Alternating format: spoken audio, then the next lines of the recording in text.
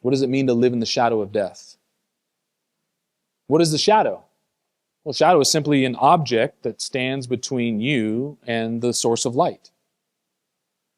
So what does it mean to live in the shadow of death? It means for all of humanity, between God and them stands death, and it casts a shadow over them so that they can't see the source of light. It's not until we enter into Christ, the dawn from on high, the source of light, that death is removed as an impediment to our relationship with God, that we can then walk in the light. I mean, think about it. For every single human being, death awaits.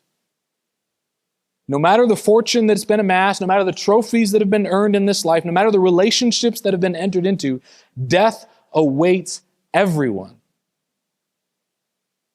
This is our last enemy. People outside of Christ live in this darkness. They live with this death looming over them, and they lack peace because of their sin. Why? Because no matter their fortune or trophies or relationships, they know death is coming.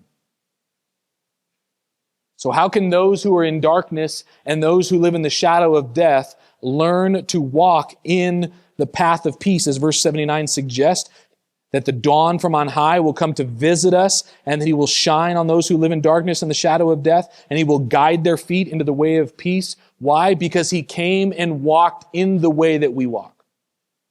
He came and took on flesh and lived the life that we were meant to live, perfectly obedient. And He died the atoning death that we deserved so that God's holy justice would be satisfied, so that death would no longer be a barrier for us. It's not a period for us as Christians. It's now a comma, a transition point that moves us from this life into glory with Christ.